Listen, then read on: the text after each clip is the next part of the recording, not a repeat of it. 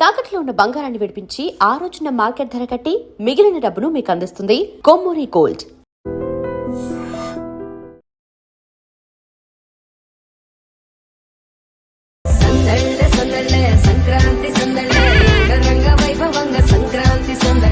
మన తెలుగు వారికి పెద్ద పండుగ సంక్రాంతి.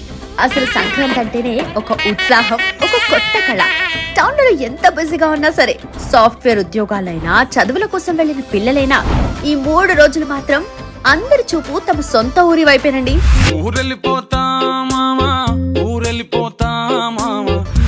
గాలిపటాల సవ్వడి, గొబ్బెమ్మల అందం, హరిదాసు కీర్తనల మధ్య ఆంధ్రదేశమంతా ఒక పెళ్లి కూతుర్లా ముస్తాబవుతుందంటే నమ్మండి. భోగి మంటల వెచ్చదనంతో మొదలై కనుమ విందులతో ముగిసే ఈ 3 రోజుల ముచ్చట గురించి ఇవాళ మనం మాట్లాడుకుందాం. ఇది చూడండి, మన గోదావరి గట్టున సంక్రాంతి సందడి మొదలైపోయింది. తెల్లవారుజామునే పాత సామాన్లు, మనసులోని చెడు ఆలోచనలను భోగి మంటల్లో వేసి కొత్త వెలుగులను ఆహ్వానిస్తాం. చిన్న పెద్ద అందరూ ఊరంతా ఒక చోటు చేరి ఆ భోగి మంటల దగ్గర కూర్చుని భోగభాగ్యాలు కలగాలని మొక్కుకుని పిల్లలకి భోగి పళ్లతో స్నానం చేయించడంతో మొదలవుతుందండి అసలైన సంక్రాంతి వైపు.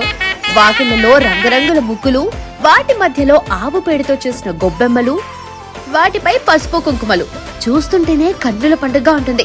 కొత్త బట్టలతో కలకల్లాడిపోతుందండి ఊరంతా. అయినా పండుగ అంటే కేవలం బట్టలేనా? వంటింట్లో నుంచి ఆ అరిసెల నెయ్యి వాసన వస్తుంటే పక్క రోడ్డు మీద వెళ్లేవాడికి కూడా నోట్లో నీళ్లూరాల్సిందే. మరి అంత స్వీట్ తిన్నాక కరకరలాడే మురుకులు, చెగోడీలు, జంతికలు నోట్లో వేసుకోకపోతే ఎలా చెప్పండి? ఇక కొత్త అల్లుడింటికి వస్తే అత్తగారి మర్యాదలు మామూలుగా ఉండవు. వందల రకాల వంటలతో అరిటాకు నిండిపోవాల్సిందే. ఇక సంక్రాంతి అంటే కోడి పందాలు గుర్తుకు రాకుండా ఉంటాయా? ముఖ్యంగా మా గోదావరి జిల్లాల్లో అయితే ఆ హడావిడే వేరు. అబ్బో, అక్కడుండే రచ్చ, కేకలు మామూలుగా ఉండవు. మరి ఏరా అబ్బాయి, నీ కోడి రెడీయా అని ఒకడంటే, దెబ్బ చూడు దిమ్మ తిరిగిపోవాలి అని ఇంకొకడు. పౌరుషం అంటే ఇక్కడే చూడాలంటే అసలు కోడి పందాలే కాదు, మన ఎడ్ల బండి పోటీలు చూస్తుంటే గుండె జారి గల్లంతవ్వాల్సిందే. అంత జోరుంటుంది మరి మన దగ్గర.